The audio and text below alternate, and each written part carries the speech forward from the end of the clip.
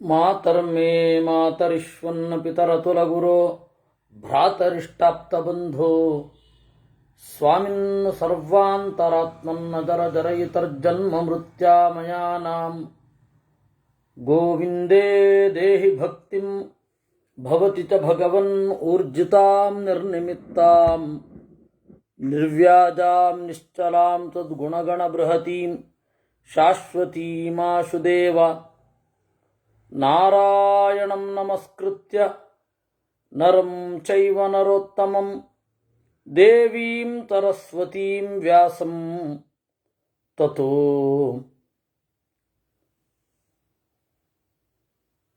ಜಯಮುದೀರಯೇ ವಿಜಾನತಾಂ ಅವಿತ್ತಸ್ಯ ಮಧ್ವಸ್ಯ ಜಗತಿ ಗುರೋಃ ಪೂರ್ವಾಚಾರ್ಯಮಹಿಷ್ಠಾನಾಂ ಇಯಂ ಪ್ರಣತಿಮಾಲಿಕಾ ಪಿತಾಮಹಮಹೇಶಸ್ಯ ನಾಮಾನ್ಯಾಚಕ್ಷ್ವಶಂಭವೇ ವಿದುಷೇ ವಿಶ್ವಮಾಯಾಯ ಮಹಾಭಾಗ್ಯಂ ಚ ತತ್ವತಃ. ಯುಧಿಷ್ಠಿರ ಭೀಷ್ಮಾಚಾರ್ಯರನ್ನು ಕೇಳಿದ.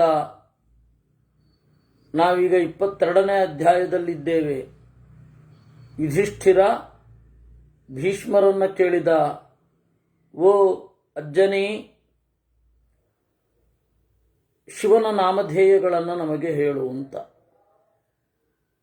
ಆಗ ಭೀಷ್ಮಾಚಾರ್ಯರು ಶಿವಸಹಸ್ರನಾಮವನ್ನು ಹೇಳುತ್ತಾರೆ. ನಾಮ್ನಾಂ ಸಹಸ್ರಂ ದೇವಸ್ಯ ತದ್ವಿದಾ ಬ್ರಹ್ಮವಾದಿನ ನಿವೇದಿತಂ ಬ್ರಹ್ಮಲೋಕೆ ಬ್ರಹ್ಮಣ ಯತ್ಪುರಾಭವತ್. ಓ ವಿಷ್ಣುವೇ, ಕೃಷ್ಣನೇ, ನೀನೇ ಹೇಳಬೇಕು ಶಿವನ 1000 ನಾಮಗಳನ್ನ ಅಂತ. ಆಗ ಶ್ರೀಕೃಷ್ಣ ಅರ್ಜುನನಿಗೆ ಶಿವಸಹಸ್ರನಾಮವನ್ನು ಹೇಳುತ್ತಾನೆ. ಅದರ ಜೊತೆಗೆ ಮಹಾಭಾರತದಲ್ಲಿ ಪಾಂಡವರು ಕಾಡಿಗೆ ಹೋಗಿದ್ದಾಗ ಶಿವನ ವರವನ್ನ ಪಡೆಯಬೇಕು, ಶಿವನಿಂದ ಮಗುವನ್ನು ಪಡೆಯಬೇಕು ಅಂತ ಕೈಲಾಸಕ್ಕೆ ಹೋಗ್ತಾನೆ. ಆ ಕಥೆಯನ್ನು ಇಲ್ಲಿ ನಿರೂಪಣೆ ಮಾಡ್ತಾರೆ. ಶ್ರೀಕೃಷ್ಣ ಹೇಳ್ತಾನೆ, ನ ಶಕ್ಯಂ ಕರ್ಮಣಾ ವೇತ್ತುಂ ಗತಿಮೀಶಸ್ಯ ತತ್ವತಃ ಹಿರಣ್ಯಗರ್ಭ ಪ್ರಮುಖಾಃ ಸೇಂದ್ರಾದೇವಾ ಮಹರ್ಷಯಃ. ಸದಾಶಿವನ ಮಹಿಮೆಯನ್ನ ಪೂರ್ತಿಯಾಗಿ ತಿಳಿಯಲಾಗುವುದಿಲ್ಲ. ಬ್ರಹ್ಮಾದಿಗಳೂ ಕೂಡ ಅವನನ್ನು ತಿಳಿದಿಲ್ಲ. ಆದರೂ ನಾನು ನಿನಗೆ ಹೇಳ್ತೇನೆ ಅಂದ. ಇದು ಅರ್ಥವಾದ ಅಂತ ಕರೀತಾರೆ. ಶಿವನ ಮಹಿಮೆ ಅಪಾರ ಅನ್ನೋದನ್ನು ಹೇಳುವುದೇ ವಿನಃ ಬ್ರಹ್ಮದೇವರಿಗೆ ಆಗಲಿಲ್ಲ ಅಂತಲ್ಲ. ದೇವರು ಹೇಳ್ತಾನೆ, ಶುಶ್ರೂಷಧ್ವಂ ಬ್ರಾಹ್ಮಣೇಂದ್ರಾ ತ್ವಂಚತಾತ ಯುಧಿಷ್ಠಿರ ತ್ವಂಚಾಪಗೇಯ ನಾಮಾನಿ ನಿಶಾಮಯ ಜಗತ್ಪತೇ. ಓ ಬ್ರಾಹ್ಮಣರೇ, ಓ ಯುಧಿಷ್ಠಿರನೇ, ಓ ಆಪಗೇಯ ಭೀಷ್ಮನೇ, ನೀನು ಕೂಡ ನಾರಾಯಣನ ನಾಮವನ್ನ, ಇದು ಸದಾಶಿವನ ನಾಮವನ್ನ ಕೇಳು. ಶಂಬರೇ ನಿಹತೆ ಪೂರ್ವಂ ರೌಗ್ಮಿಣೇ ಯೇನ ಧೀಮತ ಅತೀತೆ 12 ವರ್ಷೇ ಜಾಂಬವತ್ಯಬ್ರವೀದ್ಧಿಮಾಂ. ಶಂಬರ ಸತ್ತ ಪ್ರದ್ಯುಮ್ನನಿಂದ ಆಮೇಲೆ ಕೆಲವು ವರ್ಷಗಳಾದ ಮೇಲೂ ಕೂಡ ನನಗೆ ಜಾಂಬವತಿಯಲ್ಲಿ ಮಕ್ಕಳಾಗಿರಲಿಲ್ಲ. ಆ ಜಾಂಬವತಿ ನನಗೆ ಹೇಳಿದಳು, ಶೂರಂ ಬಲವತಾಂ ಶ್ರೇಷ್ಠಂ ಕೀರ್ತಿರೂಪಮಕಲ್ಮಚಂ ಆತ್ಮತುಲ್ಯಂ ಮಮ ಸುತಂ ಪ್ರಯಚ್ಛಾಚ್ಯುತಮಾಚಿರಂ. ಬಲಿಷ್ಠನಾದ ಕೀರ್ತಿರೂಪನಾದ ಕೊಳೆಯೇ ಇರದ ನಿನ್ನಂತೆ ಇರುವ ಒಬ್ಬ ಮಗನನ್ನ ನನಗೆ ಕೊಡು. ನಹಿತೆ ಪ್ರಾಪ್ಯಮಸ್ತೀತಿ ತ್ರಿಷು ಲೋಕೇಶು ಕಿಂಚನ ಲೋಕಾನ್ ಸೃಜೇ ತ್ವಮಪರಾನ್ ಇಚ್ಛನ್ ಯದು ಕುಲೋದ್ವಹ. ನಿನಗೆ ಅಸಾಧ್ಯವಾದದ್ದು ಯಾವುದೂ ಇಲ್ಲ ಅಂತ.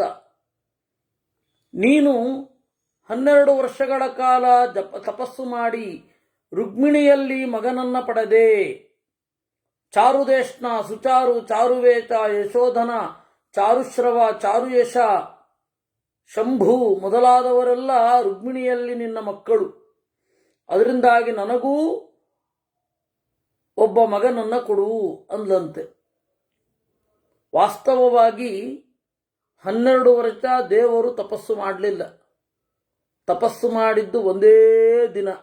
ಮತ್ತು 12 ವರ್ಷ ಅಂತ ಹೇಳ್ತಾರಲ್ಲ ಅಂದರೆ ಬೃಹಸ್ಪತ್ಯಾಚಾರ್ಯರನ್ನ 12 ವರ್ಷಗಳ ಕಾಲ ತಿರುಗಿಸಿದನಂತೆ. ಒಂದೇ ದಿವಸಗಳಲ್ಲಿ ಎಲ್ಲ ರಾಶಿಗಳನ್ನು ತಿರ್ಕೊಂಡು ಬಾ ಅಂತ. ಹಾಗೆ ತಿರುಗಿದ.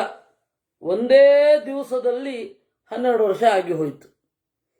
ಅದು ಏನು, ಅನಿರುದ್ಧನನ್ನ ಪಡೆದಾದ ಮೇಲೆ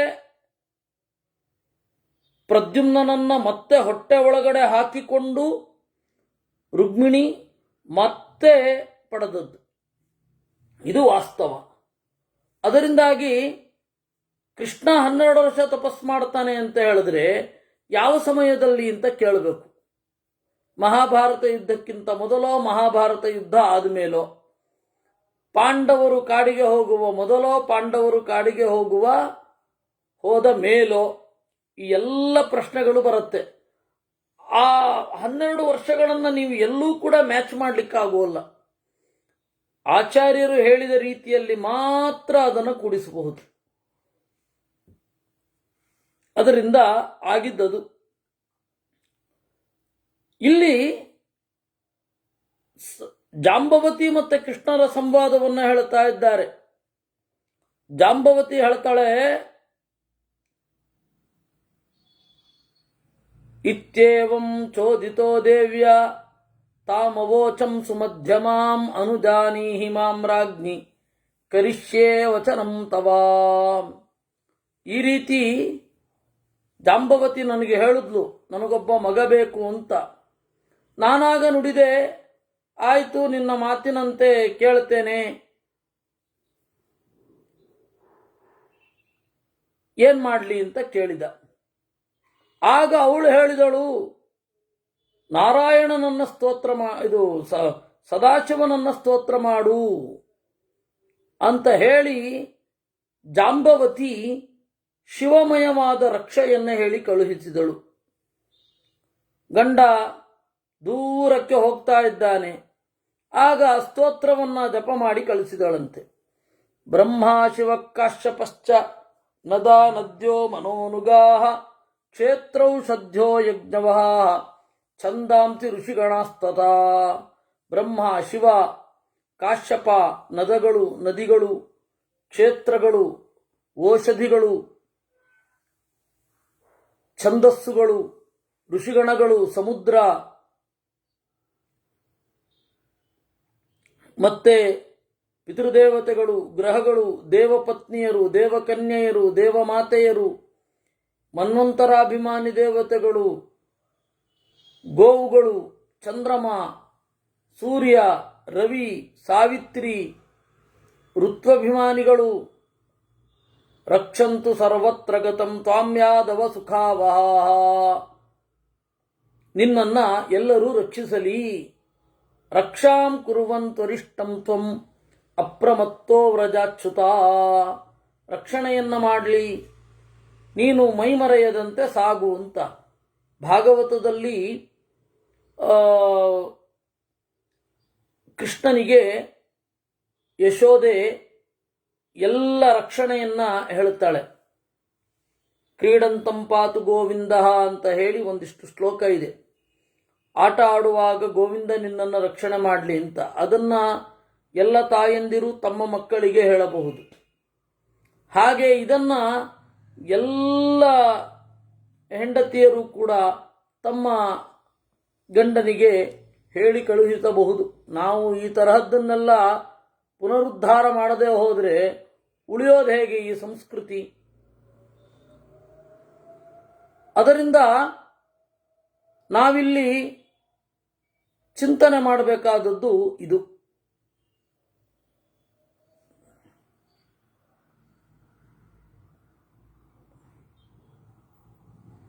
ರಕ್ಷಂತು ಸರ್ವತ್ರ ಗತಂ ತ್ವಾಂ ಯಾದವ ಸುಖಾವಾಹ. ಎಲ್ಲ ಕಡೆ ಇರುವ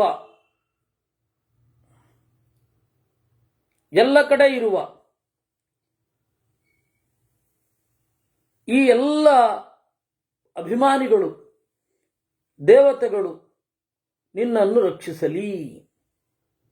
ಏವಂ ಕೃತಸ್ವಸ್ತ್ಯಯನಸ್ತಯಾಹಂ ತಾಮಭ್ಯನುಜ್ಞಾಯ ಚ ರಾಜಪುತ್ರೀಂ ಪಿತುಃ ಸಮೀಪೆ ನರಸತ್ತಮಸ್ಯ ಮಾತುಶ್ಚ ರಾಜ್ಞಶ್ಚ ತಥಾಹುಕಸ್ಯ. ಈ ರೀತಿ ಹೆಂಡತಿಯಿಂದ ರಕ್ಷಣೆಯನ್ನು ಮಾಡಿಸಿಕೊಂಡು ಆಮೇಲೆ ನಾನು ಆಹುಕ ಎಲ್ಲರ ಅನುಮತಿಯನ್ನು ಪಡೆದು ಹೊರಟೆ.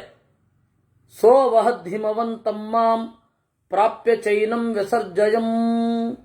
ಗರುಡನನ್ನು ಚಿಂತಿಸಿ ಅಲ್ಲಿಂದ ಮುಂದುವರೆದೆ.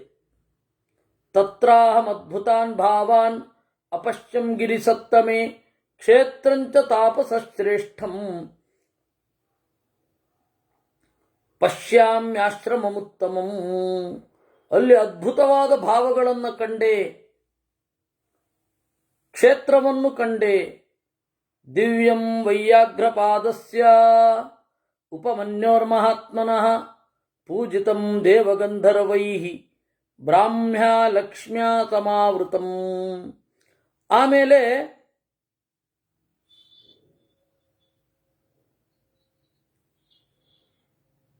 ಆ ಹಿಮವತ್ ಪರ್ವತದಲ್ಲಿ ಉಪಮನ್ಯುವಿನ ಆಶ್ರಮವನ್ನು ಕಂಡೆ. ಉಪಮನ್ಯುವಿನ ಬಳಿಗೆ ಹೋದೆ. ಅವನು ದೇವತೆಗಳು ಗಂಧರ್ವರಿಂದೆಲ್ಲ ಪೂಜಿತನಾಗಿದ್ದ. ಬ್ರಾಹ್ಮ್ಯ ಲಕ್ಷ್ಮ್ಯಾ ಸಮಾವೃತಂ,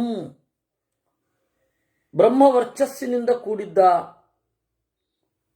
ಅವನ ಆಶ್ರಮ ಎಲ್ಲ ತರಹದ ಒಂದು ಸೊಬಗಿನಿಂದ ಕೂಡಿತ್ತು. ತತ್ರಾಶ್ರಮ ಪದೇ ಶ್ರೇಷ್ಠೆ ಸರ್ವಭೂತ ಮನೋರಮೆ ಸೇವಿತಂ ದ್ವಿಜಶಾರ್ದೂಲೈಃ ವೇದ ವೇದಾಂಗ ಪಾರಗೈಃ. ಅಲ್ಲಿ ಶ್ರೇಷ್ಠವಾದ ಆಶ್ರಮದಲ್ಲಿ ಅನೇಕ ಜನ ಶಿಷ್ಯರಿದ್ದರು. ನಾನು ಪ್ರವೇಶ ಮಾಡಿದಾಗ ಶಿಷ್ಯ ಮಧ್ಯಗತಂ ಶಾಂತಂ ಯುವಾನಂ ಬ್ರಾಹ್ಮಣರ್ಷಭಂ. ಶಿಷ್ಯರ ನಡುವೆ ಇರುವ ಯುವಕನಾದ ಬ್ರಾಹ್ಮಣ ಶ್ರೇಷ್ಠನಾದ ಉಪಮನ್ಯುವಿಗೆ ನಮಸ್ಕಾರ ಮಾಡಿದೆ. ನೋಡಿದ ಕೂಡಲೇ ಉಪಮನ್ಯು ನನಗೆ ಹೇಳಿದ, ಸ್ವಾಗತಂ ಪುಂಡರೀಕಾಕ್ಷ ಸಫಲಾನಿ ತಪಾಂತಿನಃ ಯಪ್ಪೂಜ್ಯಪ್ಪೂಜಯತಿ ಮಾಂ ದ್ರಷ್ಟವ್ಯೋ ದ್ರಷ್ಟುಮಿಚ್ಛಸಿ.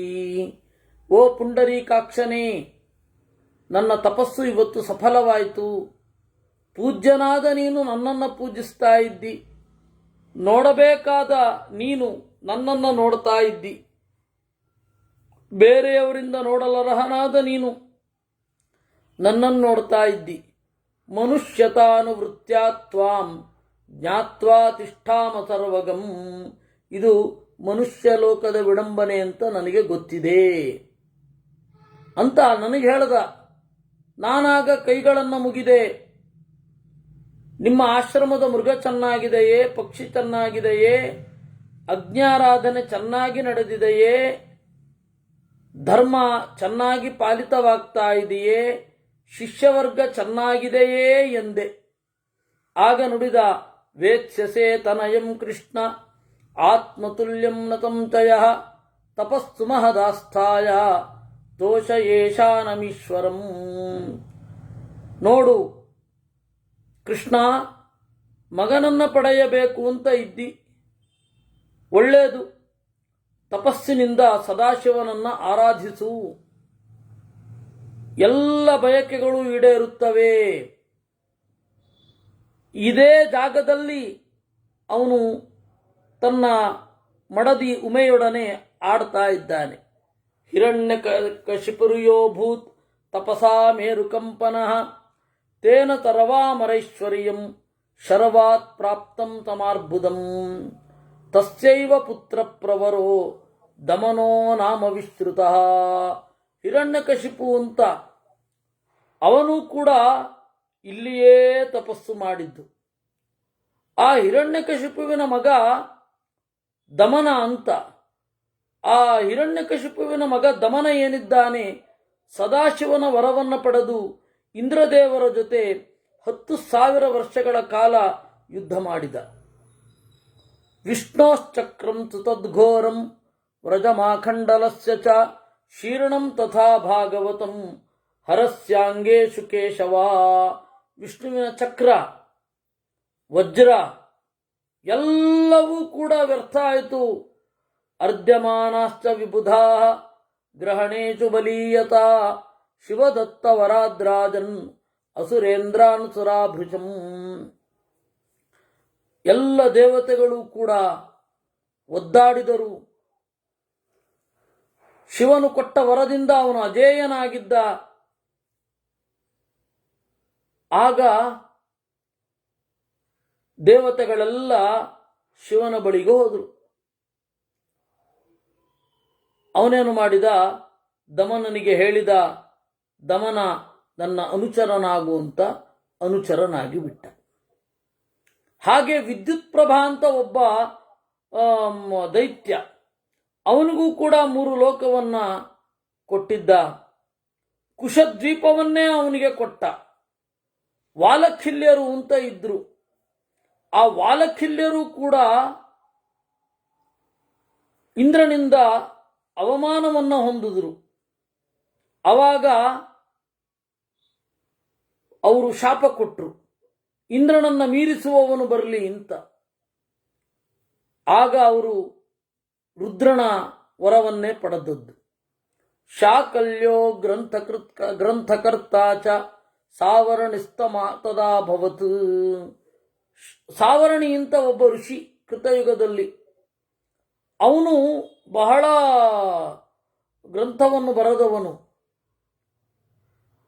ಬಾಣ ಸ್ಕಂದ ಸಮತ್ವಂಚ ಕಾಮೋ ದರ್ಪ ವಿಮೋಕ್ಷಣಂ ಲವಣೋ ಬದ್ಧತಾ ಮನ್ಯೈ ದಶಾಸ್ಯಶ್ಚ ಪುನರ್ಬಲಂ. ಬಾಣ ಅಂತ ಒಬ್ಬ ಅಸುರ, ಅವನು ಸ್ಕಂದನಿಗೆ ಸಮನಾದ ಸದಾಶಿವನ ವರದಿಂದ. ಕಾಮ ಇದ್ದಾನೆ, ಅವನು ದರ್ಪವನ್ನ ಕಳೆದುಕೊಂಡ ಸದಾಶಿವನ ಅನುಗ್ರಹದಿಂದ. ಲವಣ ಅವಧ್ಯನಾದ ಸದಾಶಿವನ ವರದಿಂದ. ರಾವಣ ಅವಧ್ಯನಾದ ಸದಾಶಿವನ ವರದಿಂದ. ಅಂತಕೋಂತ ಮನುಪ್ರಾಪ್ತ ತಸ್ಮಾತ್ ಕೋನ್ಯ ಪುನಃ ಪ್ರಭು ಮಯಾಪಿ ಚ ಯಥಾ ದೃಷ್ಟೋ ದೇವದೇವ ಪುರಾ ವಿಭು ಸಾಕ್ಷಾತ್ ಪಶುಪತಿಸ್ತಾತ ತಚ್ಚಾಪಿ ಶೃಣು ಭಾ ಮಾಧವ.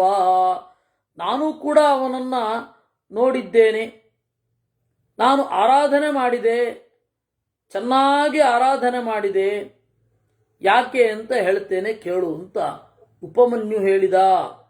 ಪುರಾಕೃತ ಯುಗೇ ತಾತ ರುಚಿರಾಚೀನ್ ಮಹಾತಪಾ ವ್ಯಾಘ್ರಪಾದ ಇತಿ ಖ್ಯಾತೋ ವೇದ ವೇದಾಂಗಪಾರಗ. ಬಹಳ ಹಿಂದೆ ಕೃತಯುಗದಲ್ಲಿ ಒಬ್ಬ ಋಷಿ ಇದ್ದ, ವ್ಯಾಘ್ರಪಾದ ಅಂತ ಅವನ ಹೆಸರು. ನಾನು ಅವನ ಮಗ. ತಸ್ಯಾಹಮಭವಂ ಪುತ್ರ. ನನಗೆ ಒಬ್ಬ ತಮ್ಮ ಇದ್ದ. ಧೂಮ್ರಶ್ಚಾಪಿ ಮಮಾನುಜ. ಕೆಲವು ಕಾಲ ಆದಮೇಲೆ ನಾನು ನನ್ನ ತಮ್ಮ ಧೂಮ್ರನ ಜೊತೆಗೆ ಆಟ ಆಡ್ತಾ ಇದ್ದೆ. ಆವಾಗ ಒಂದು ಒಳ್ಳೆ ಹಸುವನ್ನು ನೋಡಿದೆ, ಅದರ ಹಾಲನ್ನು ಕುಡಿದೆ. ತದಾ ಪ್ರಭೃತಿ ಚೈವಾಹ ಮರುದಂ ಮಧುಸೂದನ ದೀಯತಾಂ ದೀಯತಾಂ ಕ್ಷೀರಂ ಮಮ ಮಾತರಿತೀರಿತಂ. ಆಮೇಲೆ ನಮಗೆ ಅಮ್ಮ ಇರಲಿಲ್ಲ, ಅಪ್ಪ ಮಾತ್ರ ಇದ್ದದ್ದು. ಇವನು ಹೇಳ್ತಾ ಇರೋದು ಉಪಮನ್ಯು, ನನಗೆ ಅಮ್ಮ ಇರಲಿಲ್ಲ, ಅಪ್ಪ ಮಾತ್ರ ಇದ್ದದ್ದು. ಯಾವಾಗ ನಾನು ಹಸುವಿನ ಹಾಲು ಕುಡಿದೆ, ಆಗ ಹಸುವಿನ ಹಾಲೇ ಇಷ್ಟು ರುಚಿ ಇರಬೇಕಾದ್ರೆ ಅಮ್ಮನ ಹಾಲು ಇನ್ನೆಷ್ಟು ರುಚಿ ಇರಬೇಡ ಅಂತ ಅನ್ನಿಸಿತು. ನಾನು ಹೋ ಅಂತ ಅಳ್ಳಿಕ್ಕೆ ಶುರು ಮಾಡಿದೆ. ನನಗೆ ಹಾಲು ಬೇಕು ಹಾಲು ಬೇಕು ಅಂತ. ಆಗ ನಮ್ಮಪ್ಪ ತತಪಿಷ್ಟಂ ಸಮಾಲೋಡ್ಯತೋ ಏನತಃ ಮಾಧವ ಅಪಾಯಯತ್ ಕ್ಷೀರಮಿತಿ ಪಾನಾರ್ಥಮುಪನೀಯಸ. ಅವನೇನು ಮಾಡಿದ, ನಮ್ಮ ಅಪ್ಪನಿಗೆ ಹಾಲು ಎಲ್ಲಿಂದ ಬರಬೇಕು, ಹಸು ಇರಲಿಲ್ಲ, ಹಿಟ್ಟನ್ನು ಕದಡಿದ ಕೊಟ್ಟ. ಅಥ ಗವ್ಯಂ ಪಯಸ್ತಾದ ಕದಾಚಿತ್ ಪ್ರಾಚಿತಮ್ಮಯ ತತಪಿಷ್ಟಮಯಂ ಕೃಷ್ಣ ನಮೇ ಪ್ರೀತಿ ಮುದಾ ವಹತ್. ಆದರೆ ನನಗೆ ಅದು ಇಷ್ಟ ಆಗಲಿಲ್ಲ. ಮತ್ತೆ ಇನ್ಯಾವಾಗಲೂ ಹಸುವಿನ ಹಾಲನ್ನು ಕುಡಿದೆ. ಕ್ಷೀರಾನ್ನೇನ ತಮಾಯುಕ್ತಂ ಭೋಜನಂಚ ಪ್ರಯಚ್ಛಮೆ. ನನಗೆ ಕ್ಷೀರಾನ್ನ ಬೇಕು ಅಂತ ಜೋರಾಗಿ ಅತ್ತೆ. ಅವಾಗ ತಾಯಿ ಬಂದ್ಲು, ತಪಸ್ಸಿಗೆ ಹೋಗಿದ್ಲು. ತಂದೆ ಹೇಳಿದ್ರಿಂದಾಗಿ ನನ್ನ ತಾಯಿ ಬಂದು ಏನು ಬೇಕು ಮಗು ಅಂತ ಕೇಳಿದ್ಲು. ಪ್ರತಿ ದಿವಸ ಹಾಲನ್ನು ಊಟ ಮಾಡಬೇಕು ಅಂತ ಅನ್ನಿಸ್ತಾ ಇದೆ ಎಂದೆ. ಹಾಲನ್ನಕ್ಕೆ ಹಾಲು ಕೊಡಲಿಕ್ಕೆ ಹಸು ಇಲ್ಲ. ಕುತ ಕ್ಷೀರೋದನಂ ವತ್ಸ ಮುನೀನಾಂ ಭಾವಿತಾತ್ಮನಾಂ ವನೇ ನಿವಸತಾಂ ತಾತ ಶಾಖ ಮೂಲ ಪಲಾಶಿನಾಂ. ಅದಕ್ಕೆ ಉಪಮನ್ಯುವಿನ ತಾಯಿ ಹೇಳಿದ್ಲು, ಮಗು ಹಾಲನ್ನು ಎಲ್ಲಿಂದಪ್ಪ ತರೋಣ?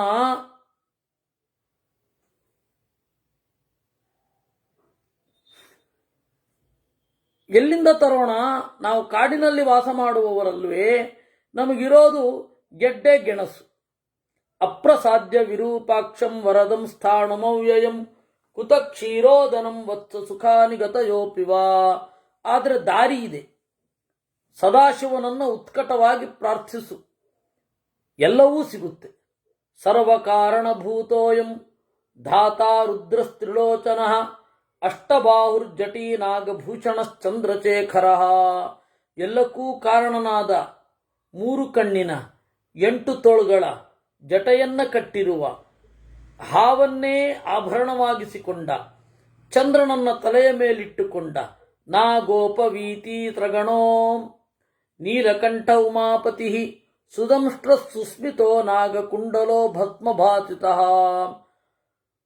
ನಾಗವನ್ನೇ ಜನ್ನದಾರವಾಗಿಸಿಕೊಂಡಿರುವ, ನೀಲಿ ಕೊರಳನಾದ, ಉಮೆಯ ಪತಿಯಾದ, ಸುದಂಷ್ಟ್ರ ಒಳ್ಳೆಯ ಹಲ್ಲಿನ ಒಳ್ಳೆಯ ನಗುವಿನ ಸದಾಶಿವನನ್ನು ಪೂಜಿಸು. ಅವನನ್ನ ಮೊರೆ ಹೊಕ್ಕು. ಅವನು ಪ್ರತ್ಯಕ್ಷನಾದ್ರೆ ನಿನಗೆಲ್ಲ ಸಿಗತ್ತೆ. ಜನನ್ಯಾಸ್ತದ್ವಚ ಶ್ರುತ್ವ ತದಾ ಪ್ರಭೃತಿ ಶತ್ರುಹನ್ ಮಮ ಭಕ್ತಿರ ಮಹಾದೇವೇ ನೈಷ್ಠಿಕೀ ಸಮಪದ್ಯತ. ತಾಯಿಯ ಆ ಮಾತನ್ನ ಕೇಳಿ ನನಗೆ ಉತ್ಕಟವಾದ ಭಕ್ತಿ ಉಂಟಾಯಿತು. ನಾ ಏನು ಮಾಡಿದೆ, ತಪಸ್ಸನ್ನ ಆಶ್ರಯಿಸಿ ತಪಸ್ಸು ಮಾಡಿ ಶಂಕರನನ್ನ ಚೆನ್ನಾಗಿ ಸಂತೋಷಗೊಳಿಸಿದೆ. 100 ವರ್ಷ ಕೇವಲ ಹಣ್ಣನ್ನು ಉಂಡೆ. 2ನೇ ವರ್ಷ ಉದುರಿ ಬಿದ್ದ ಎಲೆಯನ್ನ ಉಂಡೆ. 3ನೇ ವರ್ಷ ನೀರು ಕುಡ್ಕೊಂಡು ತಪಸ್ಸು ಮಾಡಿದೆ. ಆಮೇಲೆ ಇನ್ನು ಉಳಿದ 700 ವರ್ಷ ವಾಯುಭಕ್ಷನಾದೆ. ಆಗ ಮಹಾದೇವ ಇಂದ್ರನ ರೂಪವನ್ನ ಧರಿಸಿ ಬಂದ. ಅವನು ಹೇಳಿದ, ವರವನ್ನ ಕೇಳು ಉಂದ. ಶಕ್ರಸ್ಯ ತದ್ವಚ ಶ್ರುತ್ವ ನಾಹಂ ಪ್ರೀತಮನಾಭವಂ ಅಬ್ರವಂ ಚ ತದಾ ಕೃಷ್ಣ ದೇವರಾಜಮಿದಂ ವಚಃ. ಸದಾಶಿವ ಇಂದ್ರನ ವೇಷವನ್ನ ಹಾಕಿಕೊಂಡು ಬಂದ. ನನಗೆ ಕೇಳಿದ, ಏನು ವರ ಬೇಕು ಕೇಳು ಅಂತ. ನನಗೆ ಇಷ್ಟ ಆಗಲಿಲ್ಲ. ಹೇಳಿದೆ, ನಾನು ಇಂದ್ರನಿಂದ ವರವನ್ನ ಪಡೆಯೋದಿಲ್ಲ, ಸದಾಶಿವನೇ ಬರಬೇಕು. ಪಶುಪತಿ ವಚನಾದ್ಭವಾಮಿ ಸದ್ಯ ಕೃಮಿರಥವಾ ತರುರಪ್ಯನೇಕ ಚಾಕ ಅಪಶುಪತಿ ವರ ಪ್ರದಾನ ಜಾಮೆ ತ್ರಿಭುವನ ರಾಜ್ಯ ವಿಭೂತಿರಪ್ಯನಿಷ್ಠ. ಸದಾಶಿವ ಇಲ್ಲಿ ಎದುರುಗಡೆ ಬರದೇ ಇದ್ರೆ ನಾನು ವರವನ್ನ ಕೇಳಲ್ಲ. ಸದಾಶಿವ ಬಂದು ಏನು ಕೊಟ್ಟರೂ ಕೂಡ ಕೇಳ್ತೇನೆ. ಅಪಿ ಕೀಟ ಪತಂಗೋ ವಾ ಭವೇಯಂ ಶಂಕರಾಜ್ಞಯ ನತು ಶಕ್ರತ್ವಯ ದತ್ತಂ ತ್ರೈಲೋಕ್ಯಮಪಿ ಕಾಂಕ್ಷಯೇ. ಸದಾಶಿವ ಅನುಗ್ರಹ ಮಾಡಿ ನನಗೆ ಕೊಡ್ಲಿ ವರವನ್ನ. ಏನು ಬೇಕಾದರೂ ಆಗುತ್ತೆ. ನೀನು ಏನು ವರ ಕೊಟ್ಟರು ಬೇಡ ನನಗೆ, ದುಃಖವನ್ನು ಪರಿಹಾರ ಮಾಡೋದು ಸಹಿಸ್ಕೋತೇನೆ ಎಂದ. ಕಪ್ಪುನಸ್ತವ ಹೇತುರುವೈ ಈಚ ಕಾರಣಂ ಏನ ದೈವಾದೃತೆ ಸೌಮ್ಯ ಪ್ರಸಾದಂ ನಾಭಿಕಾಂಕ್ಷಸೆ. ಅದಕ್ಕೆ ಇಂದ್ರನ ರೂಪದಲ್ಲಿದ್ದ ಶಿವ ಟೆಸ್ಟ್ ಮಾಡಲಿಕ್ಕೆ ಅಂತ ಕೇಳ್ದ, ಅಲ್ಲಪ್ಪ ನಿನಗೆ ಶಿವನೇ ಯಾಕೆ ಬೇಕು ಅಂತ. ಅದಕ್ಕೆ ಉಪಮನ್ಯು ಹೇಳ್ತಾನೆ, ಅಂದರೆ ನಾನು ಹೇಳಿದೆ ಅಂತ ಹೇಳ್ತಾನೆ, ಏಷ ಏವ ಮಹಾನ್ ಹೇತುರೀಚ ಕಾರಣಂ ಶುಶ್ರುಮೋವಾ ಯದನ್ಯಸ್ಯ ದೇವಮಭ್ಯರ್ಚಿತಂ ಸುರೈಃ. ಏಷ ಏವ ಮಹಾನ್ ಹೇತು, ಈ ಶಿವ ಕಾರಣಕ್ಕೂ ಕಾರಣ. ಹಾಗೇ ನಾವು ಕೇಳ್ತಾ ಇದ್ದೇವೆ, ಎಲ್ಲ ದೇವತೆಗಳು ಕೂಡ ಚೆನ್ನಾಗಿ ಪೂಜಿಸಿದ್ದಾರೆ, ಎಲ್ಲರೂ ಕೂಡ ಸದಾಶಿವನ ಆಳ್ವಿಕೆಗೆ ಒಳಪಟ್ಟಿದ್ದಾರೆ. ಅವನನ್ನು ಬಿಟ್ಟು ಬೇರೆ ಹೇಳು ನೋಡೋಣ. ದಿವಾಕರ ಚತಾಂಕವನ್ನೇ ನೇತ್ರಂ ತ್ರಿಭುವನತಾರಮಪಾರಮೀತಮಾದ್ಯಂ ಅಜರಮರಮ ಪ್ರತಾದ್ಯ ರುದ್ರಂ ಜಗತಿ ಪುಮಾನಿಹ ಕೋಲಭೇತ ಶಾಂತಿಂ. ಎಲ್ಲ ದೇವತೆಗಳನ್ನು ತನ್ನ ಕೈಯೊಳಗಡಿಟ್ಟುಕೊಂಡ ಶಿವನಿಗಿಂತ ಇನ್ಯಾರು ಶಾಂತಿಪ್ರದರು. ಧಿಕ್ತೇ ಚಾಂ ಪುನರಪಿ ಧಿಗಸ್ತು ಧಿಕ್ತೇ ಚಾಂ ಏತಾಂ ನವತತಿ ಹೃದಯೇ ಕುಪತಗತಿ ವಿಮೋಕ್ಷಕೋ ರುದ್ರ. ಯಾರು ರುದ್ರನನ್ನು ಪೂಜಿಸದೆ, ಯಾರು ರುದ್ರನನ್ನು ದ್ವೇಷ ಮಾಡ್ತಾರೆ, ಧಿಕ್ ಧಿಕ್ ಧಿಕ್. ತಸ್ಮಾದ್ವರಮಹಂ ಕಾಂಕ್ಷೆ. ಅದರಿಂದಾಗಿ ಓ ಇಂದ್ರ, ನೀನು ಬಂದರೂ ನನಗೆ ವರ ಬೇಡಪ್ಪ, ವರ ಕೊಡದೆ ಹೋದರೂ ಸದಾಶಿವ ನನ್ನ ಎದುರುಗಡೆ ಬರಬೇಕು. ವರ ಬರಲಿ ಶಾಪ ಬರಲಿ, ಕಾಮಮೇವಂ ವರೋ ಮೇಸ್ತು ಶಾಪೋ ವಾಪಿ ಮಹೇಶ್ವರಾತ್ ನ ಚಾನ್ಯಾಂ ದೇವತಾಂ ಕಾಂಕ್ಷೆ ಸರ್ವಕಾಮ ಫಲಾನ್ಯಪಿ.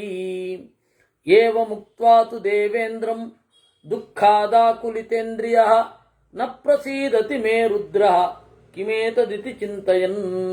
ಈ ರೀತಿಯಾಗಿ ನುಡಿದು ದುಃಖದಿಂದ ಆಕುಲಿತೇಂದ್ರಿಯನಾಗಿ, ಅಯ್ಯೋ ಸದಾಶಿವ ನನಗೆ ಪ್ರಸನ್ನನಾಗಲಿಲ್ಲವೇ, ಇನ್ನೇನಾಯಿತು ಅಂತ ಯೋಚನೆ ಮಾಡ್ತಾ ಇದ್ದ. ಆಗ ಎದುರುಗಡೆ ನಿಂತಿದ್ದ ಐರಾವತ, ಮೇಲ್ಗಡೆ ಇದ್ದ ಇಂದ್ರ, ಅವರಿಬ್ಬರು ಐರಾವತ ಅಂತ ನನಗೇನು ಕಾಣಿಸ್ತಾ ಇತ್ತು ಅದು ಎತ್ತಾಗಿ ಬದಲಾಯಿತು. ಇಂದ್ರನ ರೂಪ ಅಂತ ನಾನೇನು ಅನ್ಕೊಂಡಿದ್ದೆ ಅದು ಶಿವನಾಗಿ ಬದಲಾಯಿತು. ಅಂದರೆ ಇಂದ್ರನ ವೇಷದಲ್ಲಿ ಶಿವ ನನ್ನನ್ನು ಟೆಸ್ಟ್ ಮಾಡಲಿಕ್ಕೆ ಬಂದದ್ದು. ಹೇಗಿದ್ದ? ವೃಷರೂಪಧರಂ ಸಾಕ್ಷಾತ್ ಕ್ಷೀರೋದಮಿವ ಸಾಗರಂ. ವೃಷರೂಪಧರಂ ಸಾಕ್ಷಾತ್, ನಾನು ಬೆಳ್ಳಗಿನ ಹಾಲಿನ ಕಡಲಿನಂತೆ ಬೆಳ್ಳಗಿನ ಎತ್ತನ್ನ ಕಂಡೆ. ಕೃಷ್ಣ ಪುಚ್ಛಂ,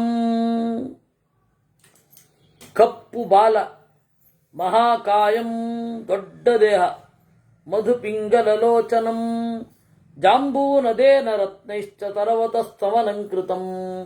ಬಂಗಾರದ ಗೊರಸುಗಳಿಂದ ಮತ್ತು ಬಂಗಾರದ ಕೊಂಬುಗಳ ಒಂದು ಕವಚದಿಂದ ಚೆನ್ನಾಗಿ ಕಂಗೊಳಿಸ್ತಾ ಇತ್ತು ಆ ಎತ್ತು. ಸುಪಾರ್ಶ್ವಂ ವಿಪುಲ ಸ್ಕಂದಂ ಸುರೂಪಂ ಚಾರುದರ್ಶನಂ ಕಕುದಂ ಚಸ್ಯ ಚಾಭಾತಿ ಸ್ಕಂದಮಾಪೂರ್ಯ ವಿಷ್ಟಿತಂ. ಆ ಎತ್ತಿನ ಡುಬ್ಬ ಏನು ಅದ್ಭುತ! ಅದನ್ನ ಹತ್ತಿರ ಅವನು ಕೂತಿದ್ದಾನೆ. ಹೇಗೆ? ಪೌರ್ಣಮಾಸ್ಯಾಮಿವೋಡುರಾಟ್, ಬೆಳದಿಂಗಳಿನಲ್ಲಿ ಚಂದ್ರ ಇದ್ದಂತೆ ಅದರ ಮೇಲೆ ಅವನಿದ್ದಾನೆ. ಕಿರೀಟಂ ಚ ಜಟಾಭಾರಂ ತರ್ಪಾದ್ಯಾಭರಣಾನಿ ಚ ವಜ್ರಾದಿಶೂಲ ಮಾತಂಗ ಗಂಭೀರ ಸ್ಮಿತಮಾಗತಂ. ಇನ್ನು ಅದರ ಮೇಲೆ ನಿಂತ ಶಿವ, ಆಹಾ ಅದೇನು ಸೊಬಗು! ಕಿರೀಟವನ್ನೂ ಜಟಾಭಾರವನ್ನೂ ಒಟ್ಟಿಗೆ ಧರಿಸಿದ್ದಾನೆ, ಸರ್ಪವನ್ನೇ ಆಭರಣವಾಗಿಸಿಕೊಂಡಿದ್ದಾನೆ, ವಜ್ರವನ್ನೇ ಶೂಲವಾಗಿಸಿಕೊಂಡಿದ್ದಾನೆ, ಗಂಭೀರವಾದ ಮುಗುಳು ನಗೆ. ತಸ್ಯ ತೇಜೋದ್ಭವೋ ವಹ್ನಿಃ ಸಮೇಘಸ್ತನಯಿತ್ನುಮಾನ್ ಸಹಸ್ರಶ್ಚೇವ ಸೂರ್ಯಾಣಾಂ ತೇಜ ಆವೃತ್ಯ ತಿಷ್ಠತಿ. ಅವನ ತೇಜಸ್ಸಿನಿಂದ ಅಗ್ನಿ ಹುಟ್ಟಿದ್ದಾನೆ.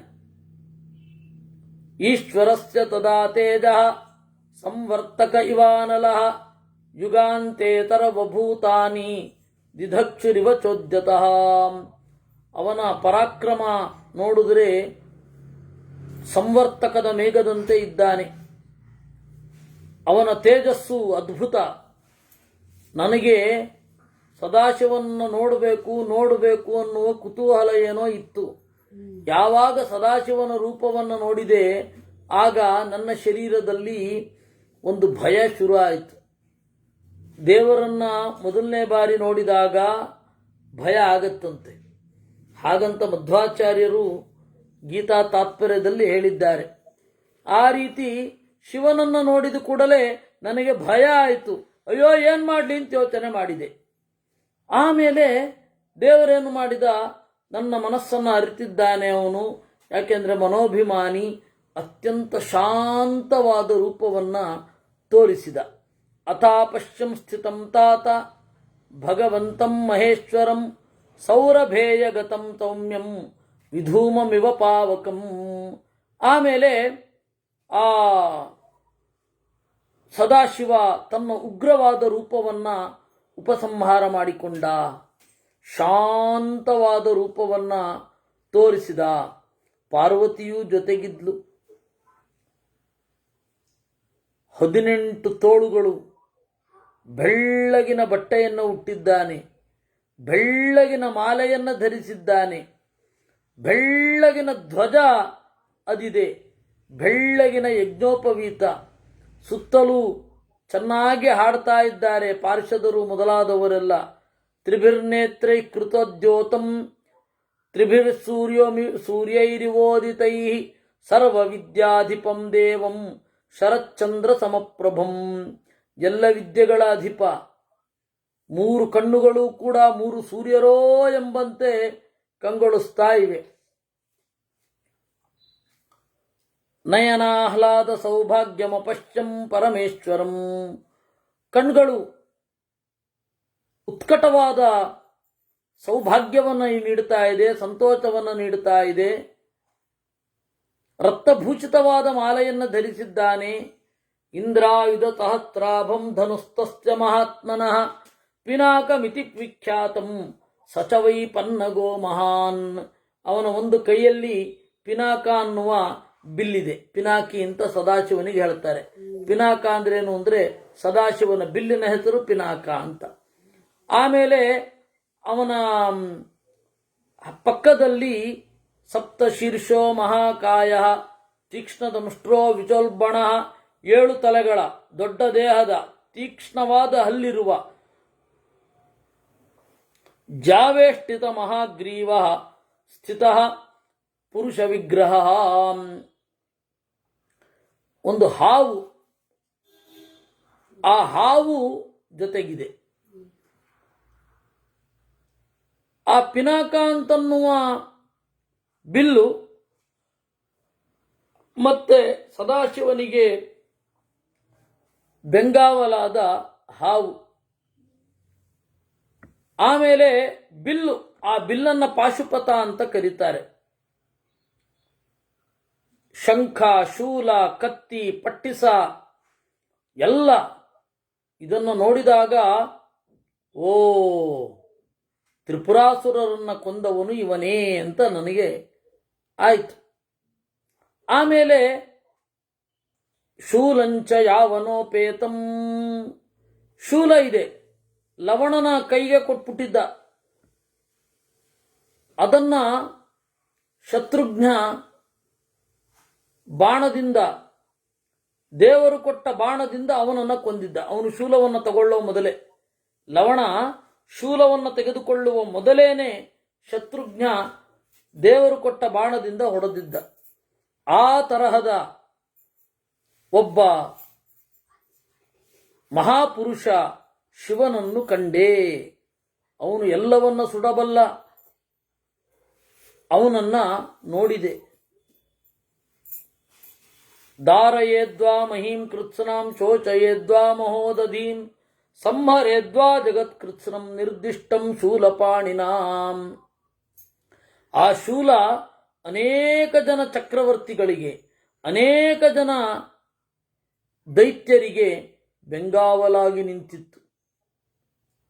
ಲವಣ ಅವಧ್ಯನಾಗಿದ್ದ. ಯಾಕೆ ಅಂತ ಹೇಳಿದ್ರೆ ಈ ಶೂಲ ಇದ್ದದ್ರಿಂದ. ಮಾಂಧಾತೃವಿನ ಮಗ, ಯೌವನಾಶ್ವನ ಮಗ ಮಾಂಧಾತೃ, ಅವನು ಲವಣನ ಕೈನಲ್ಲಿ ಸತ್ತಿದ್ದ. ಯಾಕೆಂದ್ರೆ ಇದೇ ಶೂಲದಿಂದ. ಸಧೂಮಂ ಸಾರ್ಚಿಷಂ ಕೃಷ್ಣಂ ಕಾಲಸೂರ್ಯಮಿವೋದಿತಂ ಸರ್ಪಹಸ್ತಮನಿರ್ದೇಶ್ಯಂ ಪಾಶಹಸ್ತಮಿವಾಂತಕಂ. ಈ ತರಹದ ಅಸ್ತ್ರದಿಂದ ಕೂಡಿದ ಒಂದು ಸದಾಶಿವನ ರೂಪವನ್ನು ನೋಡಿದೆ. ಇನ್ನೂ ಹೇಳಬೇಕು ಅಂದರೆ ತ್ರಿಸಪ್ತಕೃತ್ವ ಪೃಥಿವೀ ಏನ ನಿಕ್ಷತ್ರಿಯಾ ಕೃತ ಜಾಮದಗ್ನೇನ ವೀರೇಣ ರಾಮೇಣ ಕೃಷ್ಣಕರ್ಮಣ.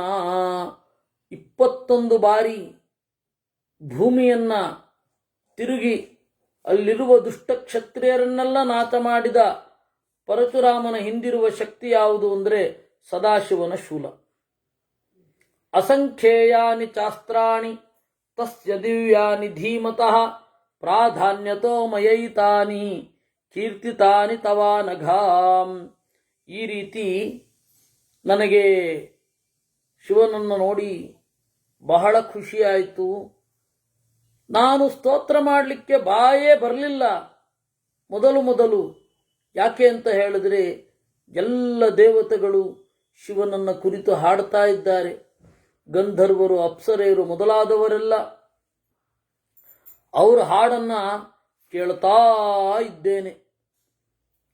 ಶತರುದ್ರೀಯಮುತ್ತಮಂ, ಅಲ್ಲಿ ಶತರುದ್ರೀಯದ ಪಾರಾಯಣವಾಯಿತು. ಶತರುದ್ರೀಯ ಅಂದರೆ 100 ರುದ್ರನ ನಾಮಗಳು. 100 ಅಂದರೆ 100 ಅಂತಲ್ಲ, 106 ಅಂತ. ಅವ್ರದೆಲ್ಲ ಮುಗಿದ ಮೇಲೆ ನಾನು ಸ್ತೋತ್ರ ಮಾಡಿದೆ. ಶಕ್ರಾಯ ಶಕ್ರರೂಪಾಯ ಶಕ್ರವೇಚ ಧರಾಯ ಚ ನಮೋಸ್ತು ವಜ್ರಹಸ್ತಾಯ ಪಿಂಗಲಾಯ ಅರುಣಾಯ ಚ. ಇಂದ್ರನ ರೂಪವನ್ನು ತೊಟ್ಟವನೇ, ಇಂದ್ರನ ವೇಷವನ್ನು ತೊಟ್ಟವನೇ, ವಜ್ರವನ್ನ ಕೈಯಲ್ಲಿ ಹಿಡಿದವನೇ, ಕಪ್ಪು ಬಟ್ಟೆಯವನೇ, ಕೃಷ್ಣ ಕುಂಚಿತ ಮೂರ್ಧಜ, ಕಪ್ಪಾದ ಕುರುಳು ಕೂದಲವನೇ, ಕೃಷ್ಣಾಜಿನೋತ್ತರೀಯಾಯ, ಕೃಷ್ಣಾಜನವನ್ನ ಮೇಲ್ಗಡೆ ಹೊದ್ದುಕೊಂಡಿರುವವನೇ, ಕೃಷ್ಣಾಷ್ಟಮಿ ರತಾಯ ಚ, ಕೃಷ್ಣಾಷ್ಟಮಿಯಲ್ಲಿ ರತನಾದವನೇ, ಶುಕ್ಲಾಯ ಶುಕ್ಲವರ್ಣಾಯ ಶುಕ್ಲಾಂಬರಧರಾಯ ಚ ಶುಕ್ಲಭಸ್ಮಾಂಗ ದಿಗ್ಧಾಯ ಶುಕ್ಲಭಸ್ಮರತಾಯ ಚ ತ್ವಂ ಬ್ರಹ್ಮಾ ಸರ್ವದೇವಾನಾಂ ರುದ್ರಾಣಾಂ ನೀಲಲೋಹಿತಃ ಆತ್ಮಾ ಚ ಸರ್ವಭೂತಾನಾಂ ಸಾಂಖ್ಯೈ ಪುರುಷ ಉಚ್ಯತೆ. ನೀನು ರುದ್ರರಲ್ಲಿ ನೀಲಲೋಹಿತನಾಗಿದ್ದಿ, ಎಲ್ಲ ಜೀವರಲ್ಲಿ ಆತ್ಮನಾಗಿದ್ದಿ. ಸಾಂಖ್ಯರು ನಿನ್ನನ್ನು ಪುರುಷ ಅಂತ ಕರೀತಾರೆ. ಪವಿತ್ರವಾದದ್ದರಲ್ಲಿ ನೀನು ಋಷಭನಾಗಿದ್ದಿ. ಯೋಗಿಗಳಲ್ಲಿ ಕಪಿಲನಲ್ಲಿ ನೆಲೆಗೊಂಡಿದ್ದಿ. ಆಶ್ರಮಗಳಲ್ಲಿ ನೀನು ಗೃಹಸ್ಥ. ಆಶ್ರಮಗಳಲ್ಲಿ ಸೊಗಸು ಯಾರಿಗೆ ಅಂತ, ಯಾವುದಕ್ಕೆ ಅಂತಂದ್ರೆ ಗೃಹಸ್ಥರಿಗೆ. ಅದರಿಂದಾಗಿ ಆಶ್ರಮಾಣಾಂ ಗೃಹಸ್ಥಸ್ತ್ವಂ ಈಶ್ವರಾಣಾಂ ಮಹೇಶ್ವರಃ ಕುಬೇರ ಸರ್ವಯಕ್ಷಾಣಾಂ ಕ್ರಮತಾಂ ವಿಷ್ಣುರುಚ್ಯತೆ. ಈ ರೀತಿ ಅವನನ್ನ ಸ್ತೋತ್ರ ಮಾಡ್ತಾ ಹೋದೆ. ಪ್ರಸನ್ನನಾಗು ಅಂತ ಹೇಳಿ ಪಾದ್ಯ ಅರ್ಘ್ಯ ಮೊದಲಾದವುಗಳನ್ನು ಕೊಟ್ಟು ಅವನಿಗೆ ಎಲ್ಲವನ್ನ ನಿವೇದನೆ ಮಾಡಿದೆ.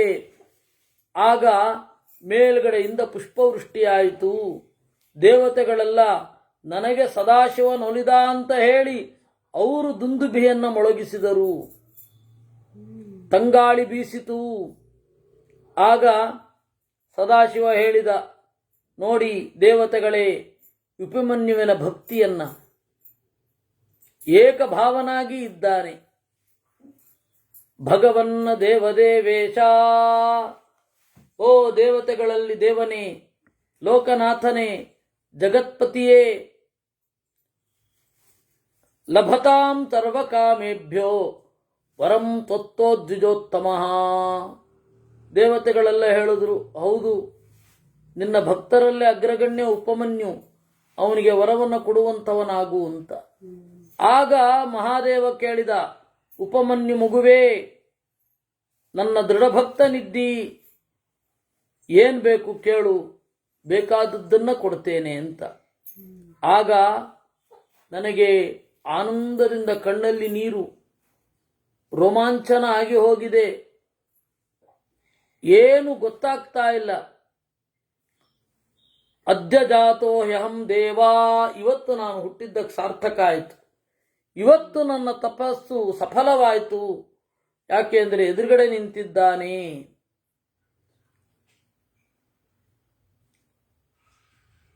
ಸಯೇಷ ಭಗವಾನ್ ದೇವ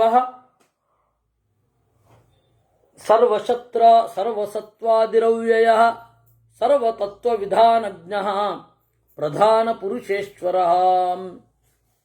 ನೀನು ಬಹಳ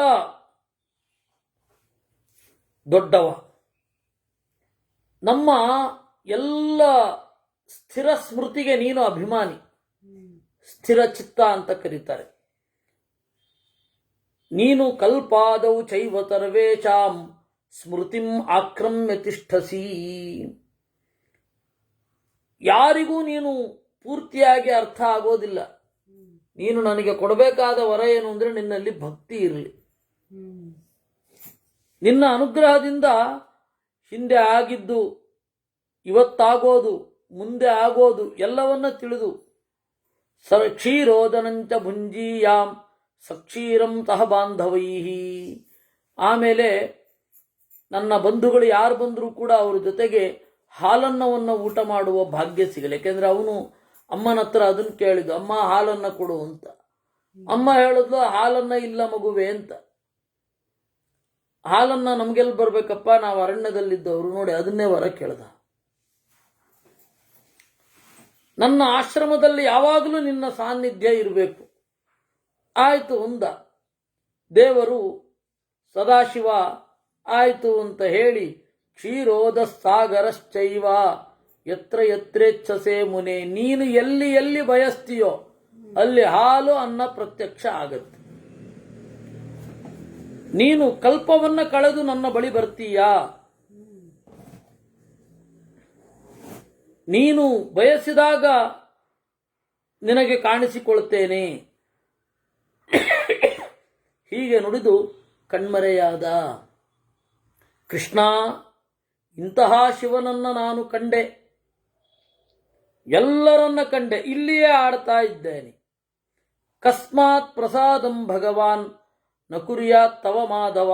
ನೀನು ಜಪ ಮಾಡ್ತಿ, ನೀನು ತಪಸ್ಸು ಮಾಡ್ತಿ ಅಂದ್ರೆ ನಿನಗೆ ಸಿಗೋಲ್ವಾ? ನನಗೇ ಸಿಕ್ಕಿದಾನಂತೆ.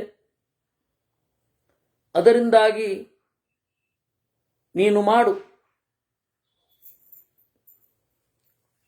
ದಿನೇಷ್ಟಮೇತ ವಿಪ್ರೇಣ ದೀಕ್ಷಿತೋಹಂ ಯಥಾವಿಧಿ. ಹೀಗೆ ನನಗೆ ಉಪಮನ್ಯು ನುಡಿದ. ಇದು ದೇವರು ಅಂದ್ರೆ ಕೃಷ್ಣ ಧರ್ಮರಾಜನಿಗೆ ಹೇಳ್ತಾ ಇರೋದು. ಹೀಗೆ ನನಗೆ ಉಪಮನ್ಯು ನುಡಿದ. ನಾನೇನ್ ಮಾಡಿದೆ? ದೀಕ್ಷಿತನಾದೆ. ದಂಡ ತಲೆಯನ್ನು ಬೋಳಿಸಿಕೊಂಡು, ಕುಶವನ್ನು ಹಿಡಿದು, ತೊಗಟೆಯನ್ನು ತೊಟ್ಟು, ಮೈತುಂಬ ತುಪ್ಪವನ್ನು ಬಳದಿಕೊಂಡು ತಪಸ್ ಮಾಡ್ಲಿಕ್ಕೆ ಶುರು ಮಾಡಿದೆ. ಕೃಷ್ಣ ಹೇಳೋದು. ಮಾಸಮೇಕಂ ಫಲಾಹಾರ. ಮೊದಲನೇ ತಿಂಗಳು ಹಣ್ಣನ್ನು ತಿಂದೆ, ಎರಡನೇ ತಿಂಗಳು ನೀರನ್ನು ಕುಡಿದೆ, ಮೂರನೇ, ನಾಲ್ಕನೆಯ, ಐದನೆಯ ತಿಂಗಳು ಕೇವಲ ಗಾಳಿಯನ್ನ ಸ್ವೀಕಾರ ಮಾಡಿದೆ. ಏಕಪಾದೇನ ತಿಷ್ಠಂಶ್ಚ ಊರ್ಧ್ವಬಾಹುರತಂದ್ರಿತಃ. ಆಮೇಲೆ ಒಂದೇ ಕಾಲಿನಲ್ಲಿ ನಿಂತು ತೋಳುಗಳನ್ನು ಮೇಲೆತ್ತಿ ತಪಸ್ಸು ಮಾಡಿದೆ. ಆಗ ಸದಾಶಿವ ನನ್ನ ಕಣ್ಮುಂದೆ ಬಂದ. ಅವನನ್ನ ವಿಸ್ಮಯೋತ್ಫುಲ್ಲಲೋಚನ ಅಪಶ್ಯಂ ದೇವಸಂಘಾನಾಂ ಗತಿಮಾರ್ತ್ಯ ಹರಂ. ಎಲ್ಲರಿಗೂ ಗತಿಯನ್ನು ಆನಂದವನ್ನು ಉಂಟು ಮಾಡುವ, ಸಂಕಟವನ್ನು ಪರಿಹರಿಸುವ ಸದಾಶಿವನನ್ನು ನೋಡಿದೆ ಅಂತ ಹೇಳ್ತಾನೆ. ಆ ತರಹದ ಎಲ್ಲ ವೈಭವಗಳಿಂದ ಕೂಡಿರುವ ಆ ಶಿವನನ್ನು ನೋಡಿ ಸ್ತೋತ್ರ ಮಾಡಿದೆ ಅಂತ. ಇದು ಏನು ಸ್ತೋತ್ರ ಮಾಡಿದ ಅನ್ನೋದನ್ನು ನಾವು ನಾಳೆ ನಾಡಿದ್ದು ಒಂದು ಸ್ವಲ್ಪ ನೋಡಲಿಕ್ಕಾಗೋದಿಲ್ಲ. ಯಾಕೆಂದರೆ ನಾನು ಉಡುಪಿಗೆ ಹೋಗಬೇಕಿದೆ. ಅದರಿಂದಾಗಿ ಅಲ್ಲಿ ಹೇಗಿರುತ್ತೆ ಅಂತ ಹೇಳಲಿಕ್ಕೆ ಬರಲ್ಲ ಪರಿಸ್ಥಿತಿ. ಅದರಿಂದಾಗಿ ನಾಳೆ ನಾಡಿದ್ದು ಮತ್ತೆ ಇಲ್ಲ. ನಾನು ಒಂದೇ ದಿವಸ ಅಂದ್ಕೊಂಡಿದ್ದೆ, ಏನೋ ತಪ್ಪಿನಿಂದಾಗಿ ಮೈಮರವಿನಿಂದಾಗಿ 2 ದಿವಸ ಅಂತಾಗಿ ಹೋಗಿದೆ. ಅದರಿಂದಾಗಿ 2 ದಿವಸ ಇಲ್ಲ, ನಾಳೆ ನಾಡಿದ್ದು ಅಂದರೆ ಮಂಗಳವಾರ ಬುಧವಾರ. ಗುರುವಾರ ಮಾಡಿದ್ರೆ ಶುಕ್ರವಾರ ಪಾಡ್ಯ ಆಗುತ್ತೆ. ಅದರಿಂದಾಗಿ ನಾವು ಶನಿವಾರ ಏನಿದೆ, ಶನಿವಾರ ಬಿದಿಗೆ ಆಗುತ್ತೆ. ಶನಿವಾರದಿಂದಲೇ ಮತ್ತೆ ಶುರು ಮಾಡೋಣ.